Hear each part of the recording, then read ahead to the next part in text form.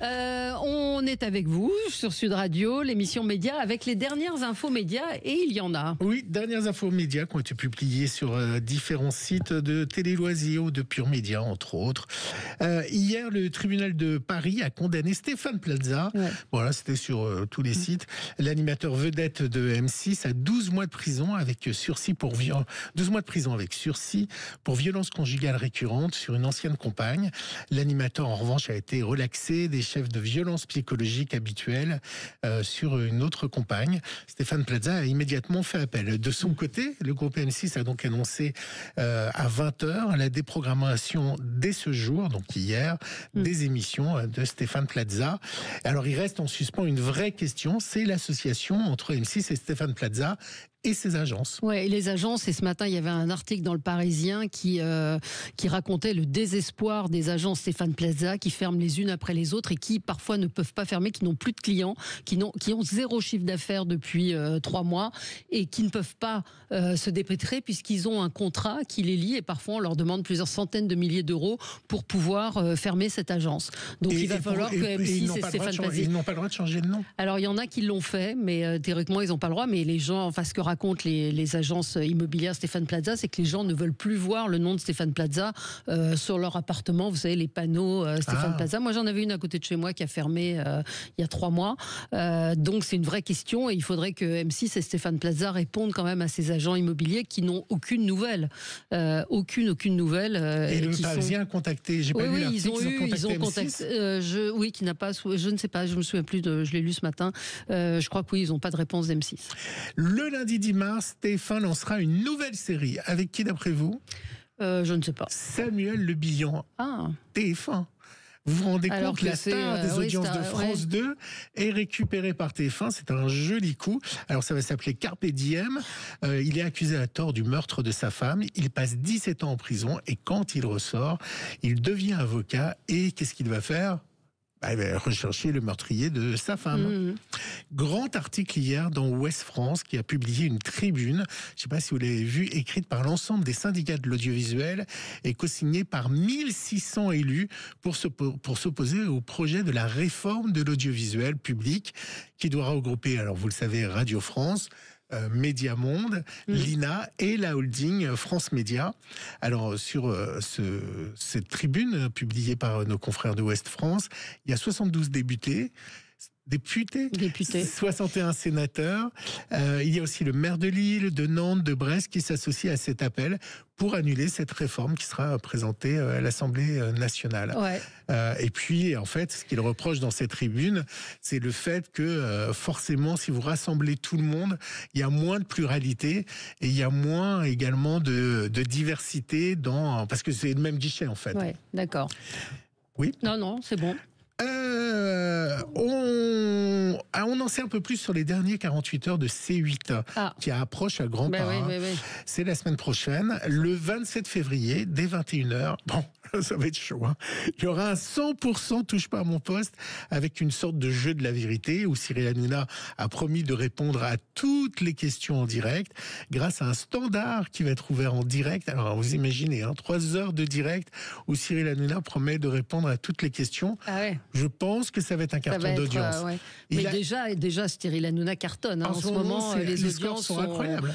Il est vraiment en tête de toutes les audiences. Il est premier talk-show de la télé. Et c'est là qu'on se dit c'est totalement injuste. On est totalement injuste ce départ. Surtout quand vous avez le public qui est au rendez-vous. Une audience monumentale en vue. Et puis ensuite sera suivi, toujours le 27 février, un grand doc sur les coulisses de TPMP qui a suivi les derniers jours, entre guillemets, de fabrication de TPMP. Et le 28, c'est plutôt une bonne idée, mais ça va être nostalgique. C'est la grande soirée. Alors la grande soirée, c'est un zapping de légende où ils vont diffuser toutes les images et les meilleurs moments de la chaîne, de sa création, avec l'évolution de la chaîne, l'arrivée de Cyril Hanouna et les différents rendez-vous. J'espère qu'on reverra. Vous vous souvenez de Tweet Tweet ? C'était une peluche, une grosse peluche jaune dans les émissions jeunesse. Parce qu'à un moment, tout était en direct. Bien sûr, oui. C'était le premier. C'était Direct 8 au départ. C'était Direct 8 et il y avait Tweet Tweet. Moi, j'aimais bien Tweet Tweet. Je ne me souviens absolument pas. Avec Patrick Rogier, on a parlé de DAZN, vous savez. Oui, absolument, la chaîne. La plateforme. La plateforme, oui. La plateforme du groupe britannique. Et ben, vous savez quoi? Ils ont annoncé cette semaine qu'un fonds saoudien a acquis une participation minoritaire. Alors un accord qui intervient après l'attribution par la FIFA des droits de la future Coupe du Monde des clubs organisée l'été prochain aux États-Unis. Puisqu'ils ont un investisseur, ça veut dire que il y a des sous dans la caisse pour la Ligue 1. Ah oui, il y a des. Alors, question autour de Christophe de Chavannes. Vous savez qu'il a été condamné, enfin non, qu'il va passer en jugement jeudi pour avoir été arrêté en excès de vitesse et après avoir consommé de la drogue. Donc, on attend le jugement et on verra ce que fera France Télévisions s'il est condamné. Comme c'est en récidive, on ne sait pas quelle en sera l'issue. D'abord, attendons le verdict de la justice et après, on verra ce que France Télévisions décidera de faire. L'émission peut être enregistrée avec quelqu'un d'autre. Il a déjà été absent, non? Je crois pas vraiment. Non, mais après c'est un coup de tonnerre s'il décide de le déprogrammer, de le virer de l'émission purement et simplement. En tout cas, on verra ça. En tout cas, cette semaine, il n'y a pas d'émission parce que c'est les vacances scolaires, donc c'était prévu. Il reste 15 jours. Il reste 15 jours pour décider, voir ce qu'ils feront. Ils attendent parce qu'il y aura le juge. Enfin, il comparaît jeudi, mais le jugement interviendra certainement beaucoup plus tard. J'ai plus de news. Vous avez plus de news? Écoutez, on peut donner hier score décevant pour Mohamed Bouafsi, qui avait eu une promo sur quand même de dingue sur la banlieue. C'est 3% sur les ménagères, donc c'est un très très mauvais score. 1 200 000 téléspectateurs, c'est vraiment un flop pour France Télévisions, donc c'est pas un bon score. Les tuches ont plutôt bien marché. Vous êtes cliente des tuches? Oui, moi j'aime bien. Ah, vous allez au cinéma, vous allez voir les tuches version English? Ouais, moi je vais. Je sais pas si j'irai au cinéma, mais. Des frites. Mais voilà, les tuches 3 300 000 téléspectateurs hier sur TF1, ça a plutôt très bien fonctionné. Peut-être qu'un jour, Cathy fera des frites au air fryer. Peut-être.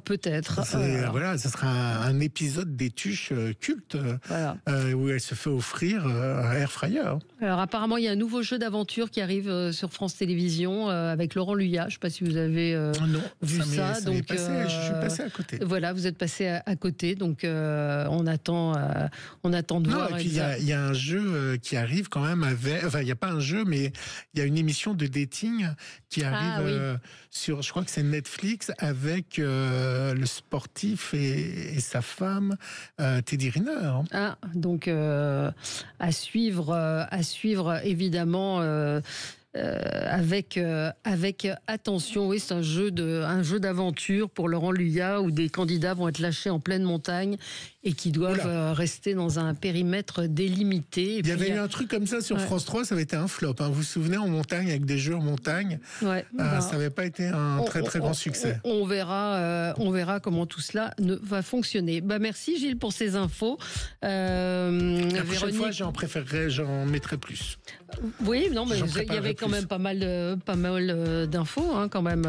Oui, il faut suivre l'histoire de la fusion et de la